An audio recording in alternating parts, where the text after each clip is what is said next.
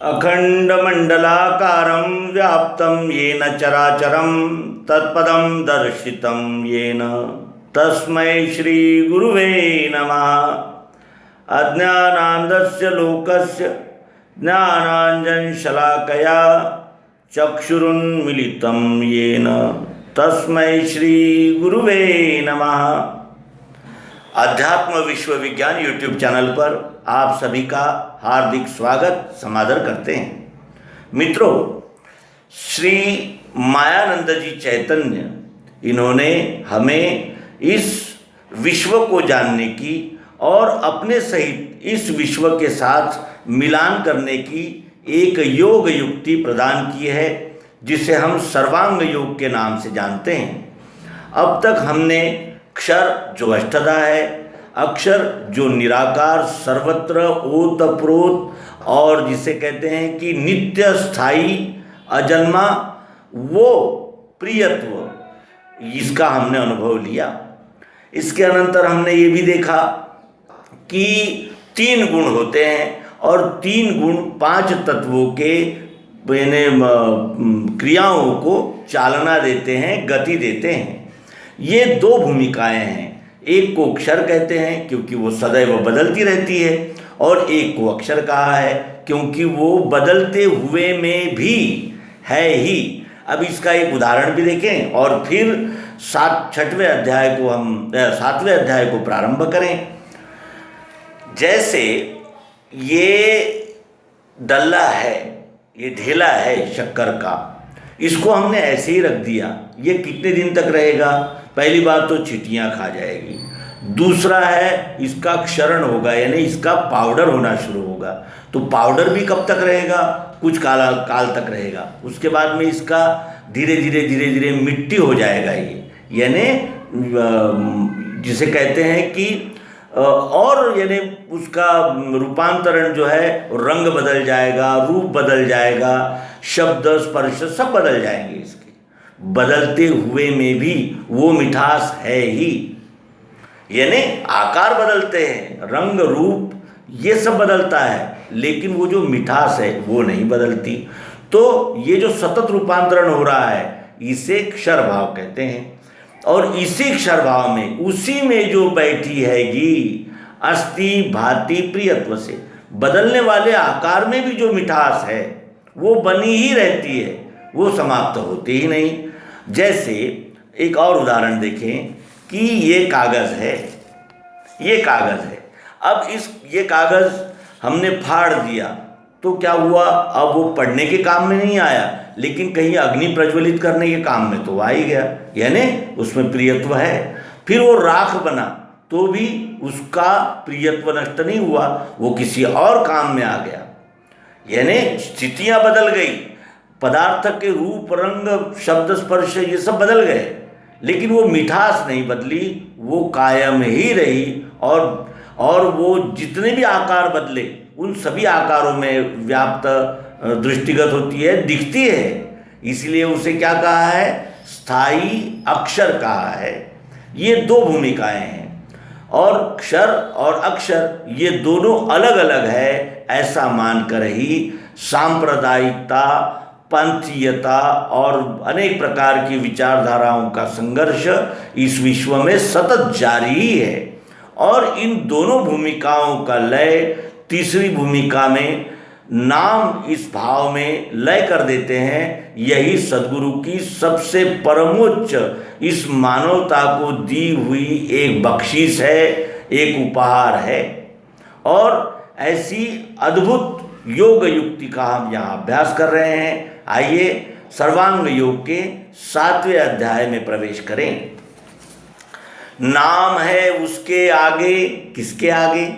क्षर भाव जो सतत रूपांतरण हो रहा है, और अक्षर भाव रूपांतरण होते हुए भी कण कण में, रग रग में ओतप्रोत व्याप्त जो है, ऐसा वो क्षर भाव, क्षर और अक्षर भाव।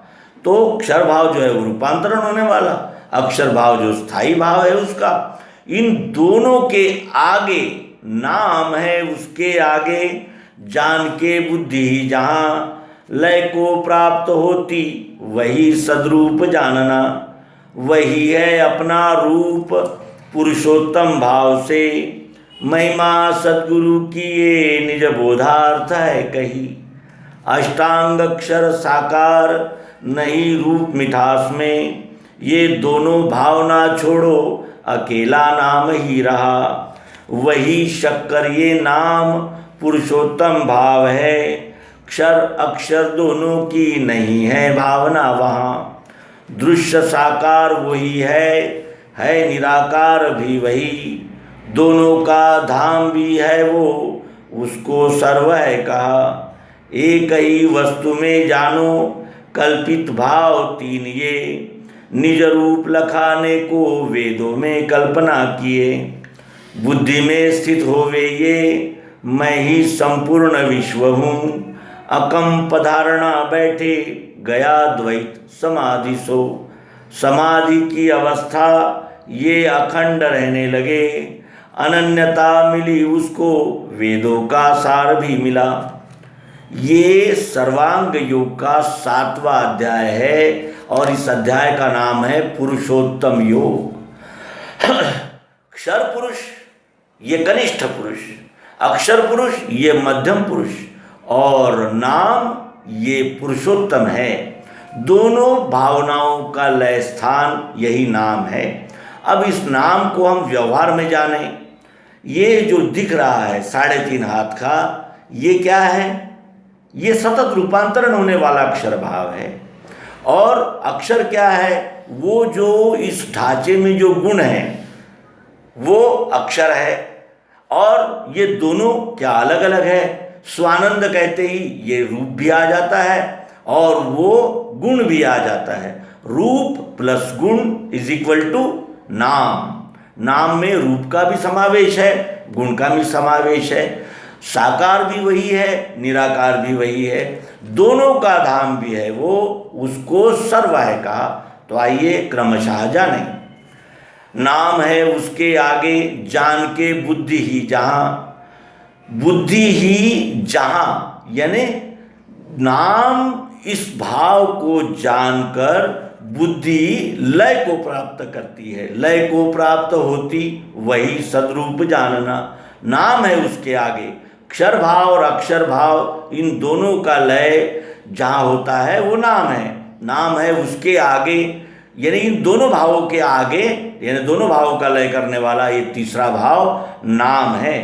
जान के बुद्धि ही जहाँ लय को प्राप्त होती है। बुद्धि लय को कब प्राप्त होती है? जैसे एक बूंद को अगर लय को प्राप्त होना है तो वो कहाँ होगी? यानी संपूर्ण में ही उसका लय होगा। उसी तरह ये लय को प्राप्त होती है बुद्धि। बुद्धि जो अनेक प्रकार के यानी इंद्रिय यानी संकल्प विकल्प, ऐसा है क्या वैसा है क्या, ये सच वो सच, ये झूठ वो झूठ है क्या, ये सच है क्या, इस उहापोह में लगी रहती है। उसी बुद्धि का लय कहाँ होता है? सद्रूप में होता है। अब बुद्धि यानी संकल्प विकल्प कर ही नहीं सकती, क्योंकि बुद्धि ने जान लिया कि हाँ ये सार्वभौम है, सर्वत्र है, सदैव है, नित्य है, स्थायी है और अनुभविक है, प्रत्यक्ष है, यथार्थ है। ये जान लेने पर क्या हुआ? बुद्धि लय को प्राप्त हो गई। वही सद्रूप जानना, वही सद्रूप है। ये सद्रूप का अर्थ क्या होता है? हुआ मद्रूप, यानी सद्रूप के बाद होता है मद्रूप। जैसे कोई ढेला, ये ढेला हमने एक गिलास पानी में डाल दिया, अब वो डल तो गया है, सद्रूप हो गया है, लेकिन जब वो घुल जाता है तो क्या हो जाता है? वो जल का ही आकार ले लेता है, मद्रूप हो जाता है। तो लय को प्राप्त होती बुद्धि लय को प्राप्त हो जाती है, वही सद्रूप जानना। ये नाम भाव ही सद्रूप है, यानी वस्तु का संपूर्ण दर्शन कराने वाला, यानी संज्ञा देने वाला, इंगित कराने वाला नाम यही एक तत्व है, यही एक भाव है। वही है अपना रूप। अब अपना रूप देखें तो क्या ये 3.5 हाथ का शरीर ही अपना रूप है?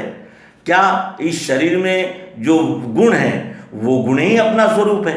नहीं। तो वही है अपना रूप। कौन सा? नाम। नाम ही अपना रूप है। अब तक हम अपने कोई देहाध्यास को पकड़कर देहानुगामी बन गया और देह से आसक्ति कर ली, कोई अपने आप को विदेह मानकर जो देह में है स्थित लिंग शरीर उसी को ही संपूर्ण मान के उसी के ध्यान में लग गया, और किसी ने इस प्रियत्व को जाना ही नहीं, क्योंकि आकार प्रकार बदलते रहेंगे लेकिन प्रियत्व तो जैसा है वैसा ही रहता है। इस भाव को न जानते हुए अनेक प्रकार की कल्पनाओं में ये सारी मानव जाति विभक्त हो गई और डूब गई, यानी गुम हो गई। तो वही है अपना रूप। अपना रूप क्या है? ये क्षर और अक्षर इन दोनों भावों का लय करने वाला नाम भाव ही अपना रूप है। पुरुषोत्तम भाव से, जिसमें अक्षर भी है अक्षर भी है, इन दोनों भावों का लय पुरुषोत्तम में हो जाता है। महिमा सद्गुरु की ये निज बोधार्थ है कही, ये महिमा सद्गुरु की है। ये किसी ग्रंथ पंथ संप्रदाय मत इनकी महिमा नहीं है, ये सद्गुरु की महिमा है। क्योंकि हम जन्मतः ही इस विश्व को देख रहे थे और मृत्यु तक देखते ही रहेंगे। ये कहीं नहीं गया, ये तो सदैव समक्ष ही था, केवल परिचय नहीं था। और यही उस सद्गुरु की महिमा है। और क्यों कही? निज बोधार्थ है कही। ये प्रवचन देने के लिए, मान बढ़ाई के लिए, विद्वत्ता प्रदर्शित करने के लिए, या जनमानस को आकर्षित करने के लिए, चुनाव लड़ने के लिए, लूटने के लिए, पाखंड फैलाने के लिए नहीं है। ये सद्गुरु युक्ति, ये सद्गुरु का महिमा किस लिए है? निज बोधार्थ है कही, अपने स्वस्वरूप को जानने के लिए ही ये कही गई है। क्योंकि सब तरफ यही दिखाई देता है कि एक दूसरे को बता रहा है, दूसरा तीसरे को बता रहा है, तीसरा चौथे को बता रहा है, लेकिन उसका मर्म ग्रहण नहीं हो रहा है। वो केवल चर्चा में ही सत्य रह गया और उसी चर्चा में रहे हुए सत्य को प्रत्यक्ष यथार्थ रूप से हमें एक प्रयोग के द्वारा हमारे समक्ष रखने वाले सद्गुरु ने ये क्यों कहा? अपनी आंखों से देखो, घी के साथ मिला देखो, देखो तुम स्वयं अपनी इंद्रियां, मन, बुद्धि, चित्त और अहंकार के साथ देखो, स्वयं देखो। महिमा सद्गुरु की ये निज बोधार्थ है कही, अष्टांग अक्षर साकार। अष्टांग अक्षर क्या है? साकार है। कौन से है वो? शब्द, स्पर्श, रूप, रस और गंध। सतोगुण, उपयोग में अच्छा परिणाम में भी अच्छा सतोगुण, उपयोग में बुरा परिणाम में अच्छा रजोगुण, या फिर उपयोग में बुरा परिणाम में अच्छा रजोगुण। और उपयोग ही नहीं है, यानी जिसे कहते हैं कि यानी उसे ये कहा जाएगा कि परिणाम यानी उपयोग में भी परेशानी देने वाला और परिणाम में महाघातक, वो क्या है? वो तमोगुण है। तो ये तीनों गुण कैसे हैं? अष्टांग अक्षर साकार, ये 8 अंग जो है वो साकार है, इसका आकार है इन 8 का। और नहीं रूप मिठास में, मिठास में कौन सा रूप है? ये रूप भी मिठास का ही है। चूरा कर देंगे तो वो रूप किसका है? वो भी मिठास का ही है। तो मिठास को रूप नहीं है, वो सर्वरूप है। लकड़ी किस आकार में प्रिय है? चपटी, गोल, आड़ी, तिरछी, खड़ी। प्लास्टिक किस आकार में प्रिय है? और मिट्टी किस आकार में प्रिय है? तो अष्टांग अक्षर साकार, नहीं रूप मिठास में, ये दोनों भावना छोड़ो। नाम कहते ही उसी में अक्षर भाव और अक्षर भाव, इन दोनों भावों का अंतर्भाव हो जाता है, दोनों भाव उसके अंतर्गत आ जाते हैं। इसलिए ये दोनों भावना छोड़ो, द्वैत का निरसन हो जाता है। गया द्वैत समाधि सो। अब तक मैं ये व्यष्टि समष्टि इस तरह का अनेक प्रकार का द्वैत भाव जो जारी रहा था, वो दोनों भावनाओं का, अक्षर अक्षर इन दोनों भावनाओं का लय यहाँ हो जाता है नाम में। ये दोनों भावना छोड़ो, अकेला नाम ही रहा। शक्कर कहते ही आकार किसका है? शक्कर का। मिठास कैसे है? किसकी है? शक्कर की। और नाम क्या है? शक्कर। शक्कर कहते ही इसका रूपांतरित होने वाला अष्टदाक्षर भाव और इसमें व्याप्त चाह, जरूरत, प्रियत्व, अस्तित्व, भातित्व, ये दो सभी यानी भावनाओं का, दोनों भावों का साक्षात हो जाता है नाम कहते ही। और अकेला नाम ही रहा।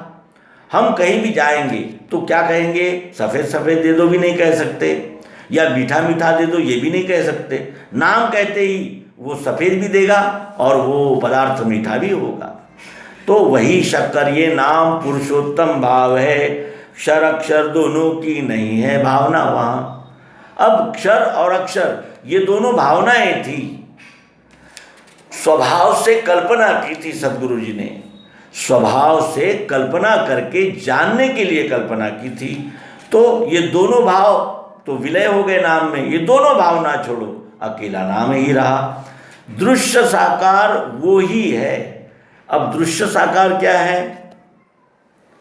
दृश्य साकार वही है और है निराकार भी वही। इससे आकार अलग नहीं हो सकता और आकार से मिठास अलग नहीं हो सकती। तो दृश्य साकार क्या है? मिठास ही तो दिख रही है। दृश्य साकार वही है निराकार भी वही। ये अलग अलग यानी इधर उधर जिधर भी देखते हैं तो वो वही नज़र आता है, और फिर हम इसके खंड भी कर देते हैं, टुकड़े भी कर देते हैं, तो भी वही है। टुकड़े में भी वही है, पूर्ण में भी वही है। केवल आकार अलग हो जाने से भी उसमें कोई अंतर नहीं आता। वो क्या है? निराकार मिठास है। आकार में बदलाव होते हैं लेकिन निराकार साथ ही लगा ही रहता है आकार के साथ। दृश्य साकार वही है निराकार भी वही। दोनों का धाम भी है वो, उसको सर्व है कहा। ये दोनों का धाम है ये। इसमें क्षर भी है और अक्षर भी है, इसीलिए इसे क्या कहा? सर्व कहा। और यही देखें हम, दृश्य दिख रहा है और दृश्य में कण कण में वो प्रियत्व, चाह, जरूरत दिख रही है। इसीलिए अब इस प्रियत्व को कौन सा आकार में मानना चाहिए? क्या इस आकार में प्रिय नहीं है? क्या इस आकार में प्रिय नहीं है? किस आकार में प्रिय नहीं है? किस आकार में प्रिय नहीं है? हर आकार में प्रकार में वही प्रियत्व रूप हमें यानी अनुभव में आ रहा है। तो दोनों का धाम भी है वो, उसको सर्व है कहा। क्षर और अक्षर इन दोनों का धाम क्या है? ये विश्व ही तो है। ये विश्व में जितनी भी वस्तुएं हैं सब में वो प्रियत्व ठसाठस ओतप्रोत व्याप्त है। दोनों का धाम भी है वो, उसको सर्व है कहा। सर्व है कहा। क्या मिठास यही है? मिठास यहाँ नहीं है। यहाँ चखने की मिठास है तो यहाँ लिखने की मिठास है। ये मिठास इस मिठास में नहीं मिल सकती और इसकी मिठास इस मिठास में नहीं मिल सकती। मिठास तो है, सब में है, लेकिन जैसा आकार है, जैसा प्रकार है, उस प्रकार का मिठास यानी चाह, जरूरत, प्रियत्व हमें उपलब्ध हो रही है। एक ही वस्तु में जानो कल्पित भाव तीन। ये इसमें तीन प्रकार की कल्पनाएं सद्गुरु जी ने करके हमको समझाया था। क्या? एक ही वस्तु में जानो कल्पित भाव तीन। ये पहला भाव जो रूपांतरण होने वाला अक्षर भाव, दूसरा भाव रूपांतरण होते हुए भी जो स्थित है, स्थायी है, वो अक्षर भाव, और दोनों का लय करने वाला नाम भाव। अब यहाँ देखें कि नाम किसका है? वस्तु का। और मिठास किसकी है? वस्तु की। और आकार किसका है? वस्तु का। तो वस्तु को जानने के लिए ये कल्पनाएं की गई थी, और ये कल्पनाएं क्या थी? क्षर अक्षर पुरुषोत्तम। इसलिए यहाँ कहते हैं कि एक ही वस्तु में जानो कल्पित भाव तीन। ये कल्पित भाव है तीन। एक ही वस्तु में जानो, वस्तु पर प्रयोग हो रहे हैं और वस्तु को निर्देशित करने के लिए ये तीन भाव उजागर हुए हैं। और निज रूप लखाने को वेदों में कल्पना की। अपने आप अपना स्वरूप जानने के लिए निज रूप लिखाने को, यानी निज रूप का यानी लक्ष्य कराने के लिए वेदों में कल्पना किए। ये तीनों कल्पना वेदों ने भी की है, लेकिन निज रूप लखाने के लिए की है। अपने आप को जानने के लिए ही वेदों में ये 3 प्रकार की कल्पना की गई है। और बुद्धि में स्थित होवे ये मैं ही संपूर्ण विश्व हूँ। बुद्धि में अगर ये स्थित हो गया कि मैं ही संपूर्ण विश्व हूँ, तो मैं ही संपूर्ण विश्व हूँ, ये कौन सी भूमिका है? अभी तो मैं अपने आप को 3.5 हाथ वाला मान रहा था, अभी तो मैं अपने गुणों पर ही इतरा रहा था और कह रहा था कि यही हूं मैं। और सद्गुरु की योग युक्ति से क्या हो गया? मैं ही संपूर्ण विश्व हूं। अग्नि, सब तरफ दिखाई देने वाला जो रूप है वो अग्नि, यहां अग्नि रूप है। त्वचा, सर्व ओर दिखने वाला स्पर्श भाव यहां भी है, तो क्या हुआ? वायु रूप हो गया। यहाँ गंध रूप से पृथ्वी आ गई, यहाँ जल रूप से जल आ गया, यहाँ आकाश रूप से कान आ गया। मैं ही संपूर्ण विश्व हूँ। जो विश्व में है वही तो इस घट में है, और इस घट में जो है वही तो सब में है। पिंड और ब्रह्मांड की इस प्रकार एकात्मता हो जाने पर वो बुद्धि में स्थित हो जाता है कि मैं ही संपूर्ण विश्व हूँ, मैं ही विश्व हूँ। ये शक्कर का, इस डल्ले का एक दाना भी शक्कर ही है। आकार भी शक्कर का है, उसकी मिठास भी शक्कर की है, और नाम भी शक्कर ही है। अब इसके एक कण ने अगर यह अभिमान कर लिया कि मैं इससे अलग हूं, तो ये कितना यानी इसका मूर्खता है, इसकी वृथा अभिमान है ये इसका कि मैं अलग हूं। अरे मैं अलग नहीं हूं, आकार अलग है, लेकिन मैं वही हूं, वही है अपना रूप। वो जो विश्वरूप है वही इस शरीर में, इस पिंड में उपस्थित है। तो इस तरह बुद्धि में स्थित होवे ये मैं ही संपूर्ण विश्व हूं, अकंप धारणा बैठे। अब ये तो हमने जान लिया, लेकिन अकंप धारणा क्या है? अकंप धारणा कब होती है? जब विपरीत परिस्थिति आती है, तब इसकी परीक्षा होती है कि ये जो मैं ही संपूर्ण विश्व हूँ, ये जो बोध हुआ है वो स्थिर हुआ है या नहीं हुआ, इसकी जांच हो जाती है। और जब वो जांच होकर के ये भावना अकंप हो गई कि मैं ही संपूर्ण विश्व हूँ, अकंप धारणा बैठे गया द्वैत समाधि सु। अब तक मैं इससे अलग मान रहा था, और ये प्रयोग द्वारा प्रत्यक्ष सिद्ध हो जाने से अकंप धारणा हुई और द्वैत चला गया। मैं अलग हूँ, ये अलग है। ये जो अलगाव था, ये जो द्वैत था, वो चला गया, और वो चला जाना ही समाधि है। समाधि वो बुद्धि अब दोलायमान नहीं है। वो अब अपने यानी अन्य को जानकर उससे शोषण करने की प्रवृत्ति नहीं रख सकती, क्योंकि अब उस बुद्धि ने जान लिया है कि जो यहाँ है वही यहाँ है, और इससे ये अलग हो ही नहीं सकता, और उससे ही ये निर्मित हुआ है। ये मैं और वो, ये जो द्वैत था, इसका लय हो जाने पर अकंप धारणा बैठती है। अकंप धारणा बुद्धि का समाधान हो जाने का निदर्शक है। अकंप धारणा बैठे गया द्वैत चला गया, दो की भूमिका समाप्त हो गई। शब्द का उपयोग तो सबने कर दिया, लेकिन वो केवल शब्दों में ही शब्द था, उसका अनुभव नहीं हो पा रहा था। वो अनुभव सद्गुरु युक्ति से हमें हुआ है, यही सद्गुरु की महिमा है। समाधि की अवस्था ये अखंड रहने लगे, अब समान रूप से वो बुद्धि स्थिर हो गई।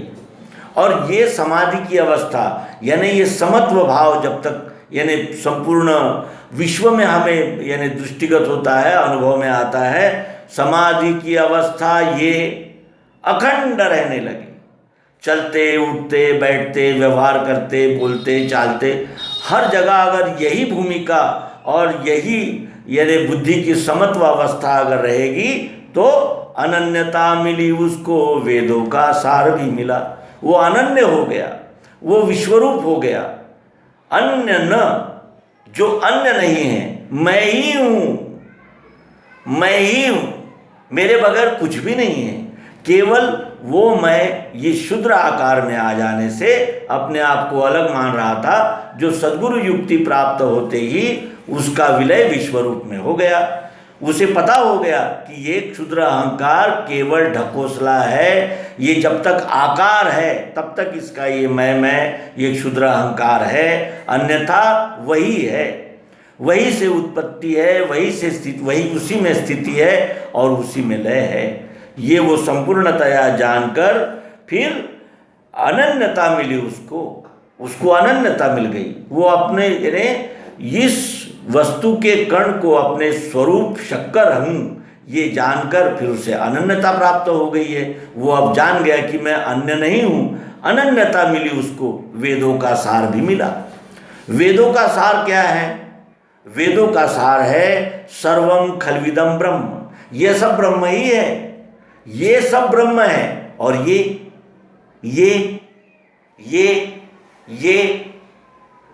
सब ब्रह्म है, ये सब ब्रह्म है। यही सद्गुरु में और अन्य ग्रंथों के निर्देशन में अंतर होता है। अपने आप को छोड़कर ये सब, ये विश्व है, ये विश्व है, ये परमात्मा है। और ये क्या ये इस परमात्मा से अलग है? लेकिन वो जब तक अनुभव नहीं मिलता, जब तक सद्गुरु युक्ति नहीं मिलती, तब तक इसका स्पष्टीकरण हो ही नहीं सकता। अनन्यता मिली उसको, वेदों का सार भी मिला। वासुदेवा सर्वमिति, ये वेदों का सार है। तत्त्वम असि, वही तुम हो। सद्गुरु को जो प्रश्न पूछा गया था उसका उत्तर है वही तुम हो, यही हो तुम। केवल जानते नहीं थे, दिखता है प्रत्यक्ष, जानते नहीं। तो इस तरह वेदों का सार सर्वम खल्विदम ब्रह्म, ये इस अध्याय में हमने जाना। हमने नाम भूमिका में क्षर अक्षर इन दोनों भावनाओं का लेकर के उस वस्तु को जान लिया। अब जान तो लिया, अब उसके साथ व्यवहार भी तो करना है। और यही व्यवहार बताने के लिए सर्वांग योग का 8वां अध्याय अनन्य भक्ति योग अगले अंक में प्रस्तुत करेंगे। धन्यवाद। नर्मदे।